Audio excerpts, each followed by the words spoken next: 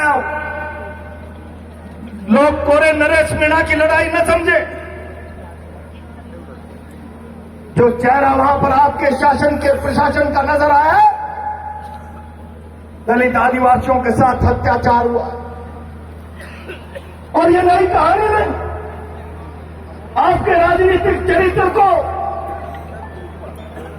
समरसता के बाद भारत की पार्लियामेंट में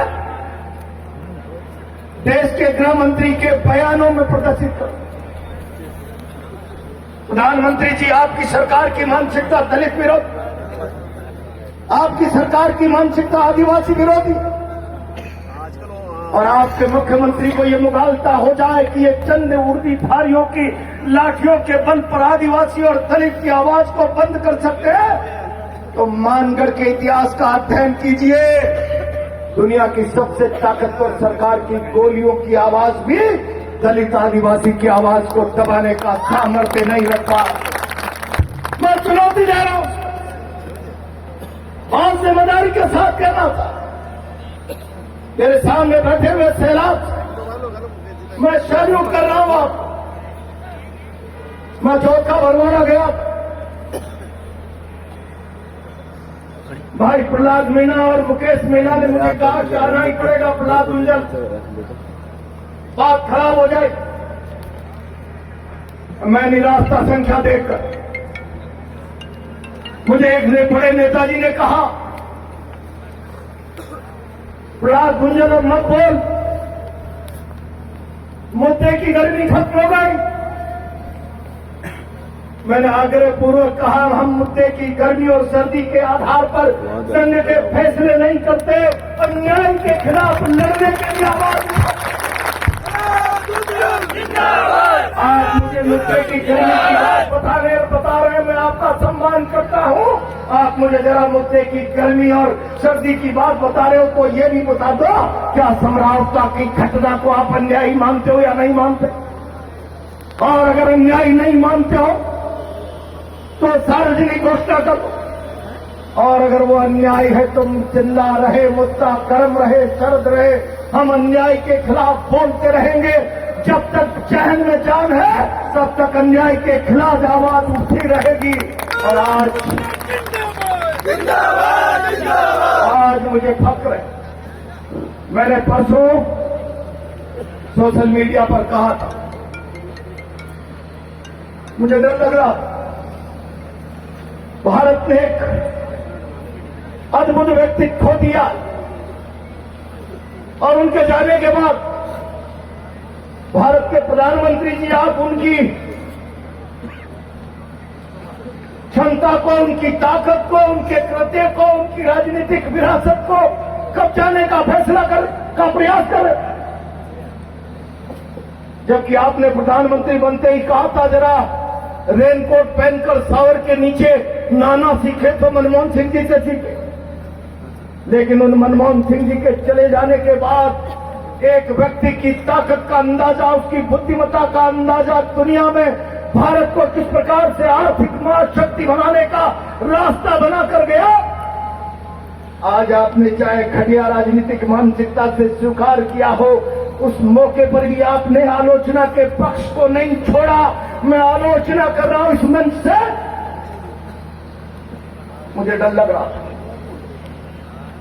इस 100 की घड़ी में मैंने लोगों से पूछा, उन्होंने कहा आनंद के कार्यक्रम में नहीं जा रहे हो, आप चाह रहे हो जुल्म से पीड़ित को न्याय दिलाने की बात कर, आप जा रहे हो बहन चित्रा सहित।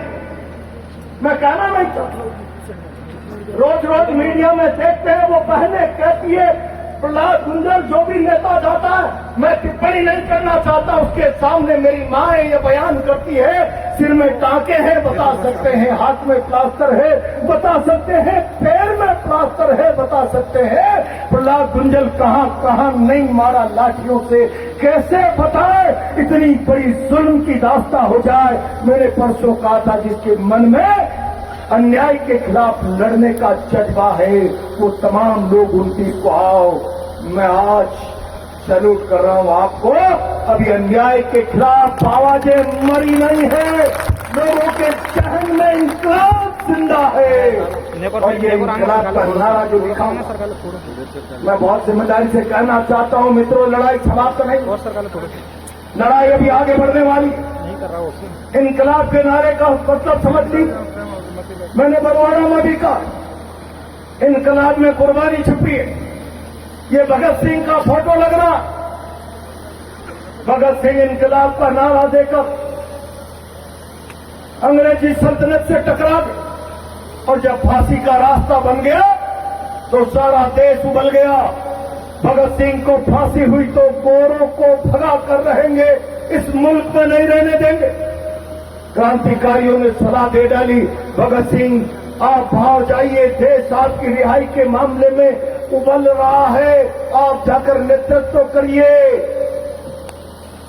भगत सिंह ने कहा हम मकसद के नजदीक आ गए। भगत सिंह को फांसी हुई तो गोरों को भारत में नहीं रहने देंगे।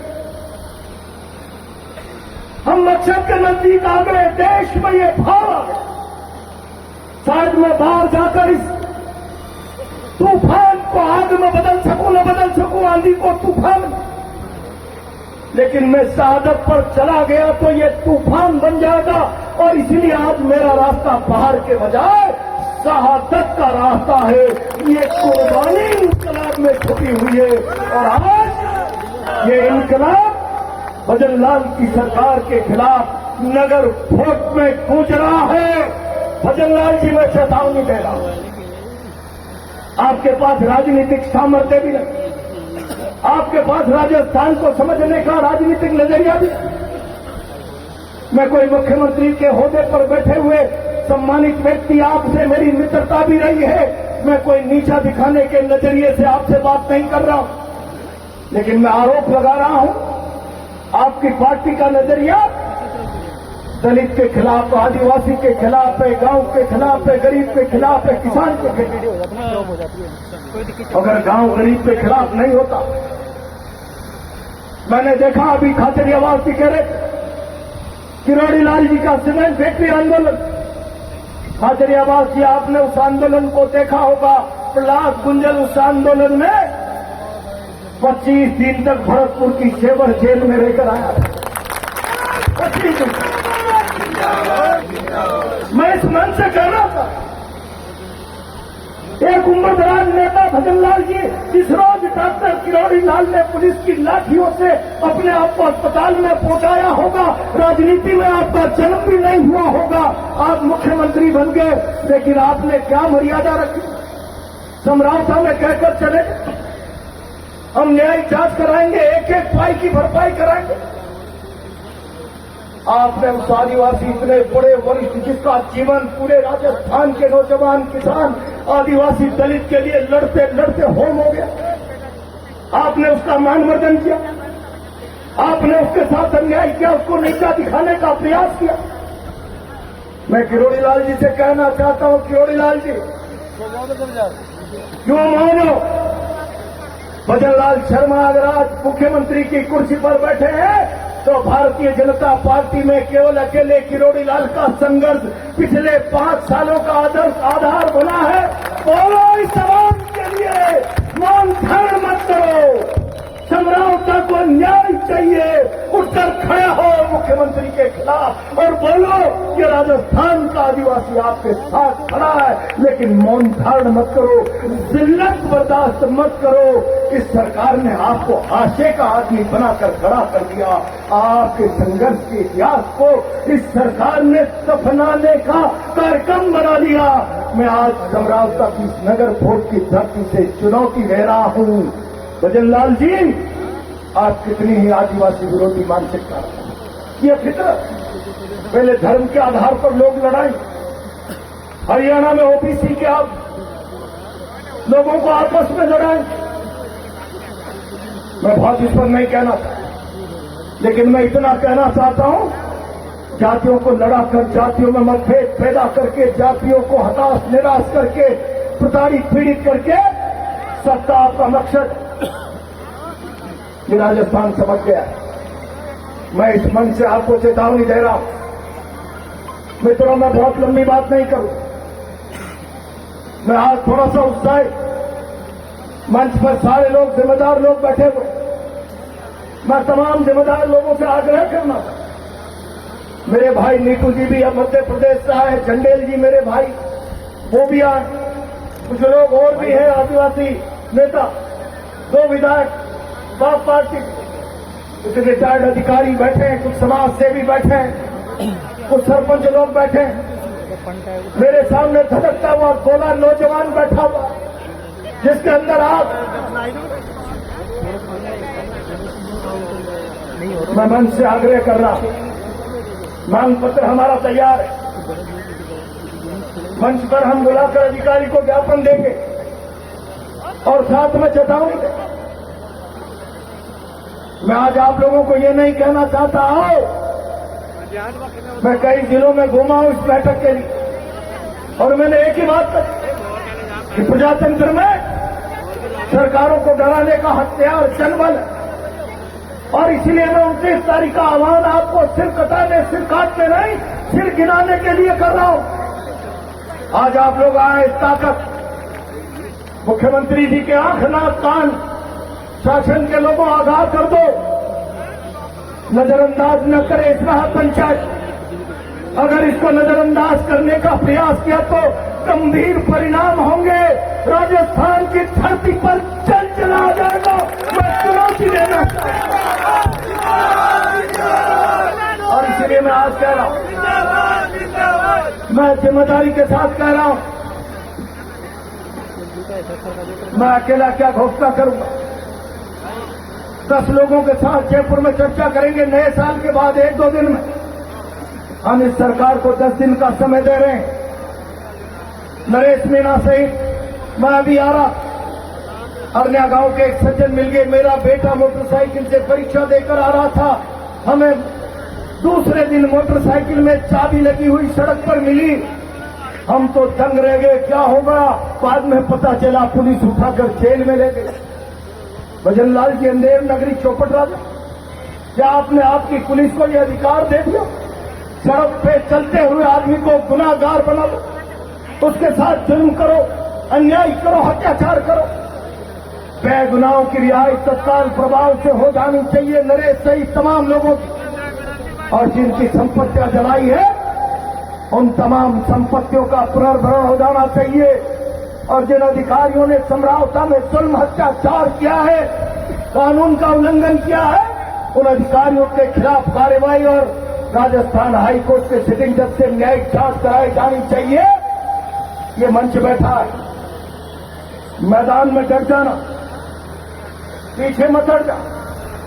मैं बहुत जिम्मेदारी से कह रहा हूं, मैंने सरकारों के खिलाफ कई बड़े आंदोलन लड़े, अनुभव के आधार पर सबसे प्रार्थना कर रहा हूं, मंच की मर्यादा को भंग मत करना। 10 दिन में सरकार ने अगर सकारात्मक कदम नहीं उठाए तो अगला पड़ाव राजधानी में होगा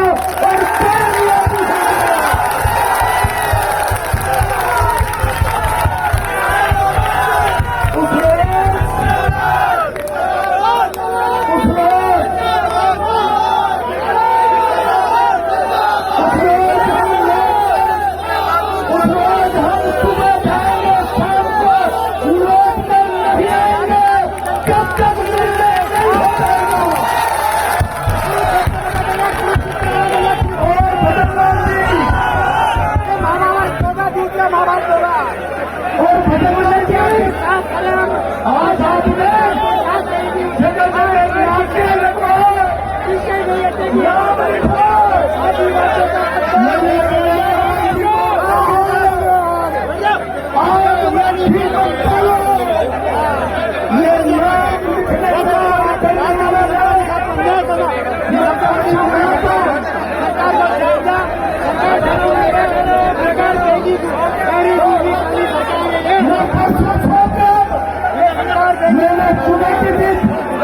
जिसकी मां ने दूध पिलाया हो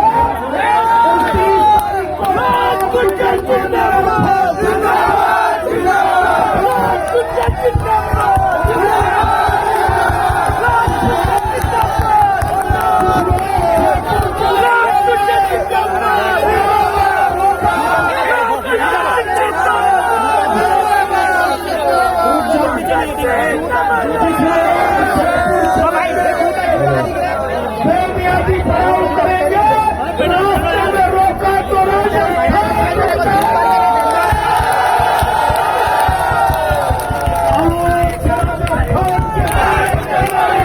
इस बात का हलफ चलाकर यही आह्वान करते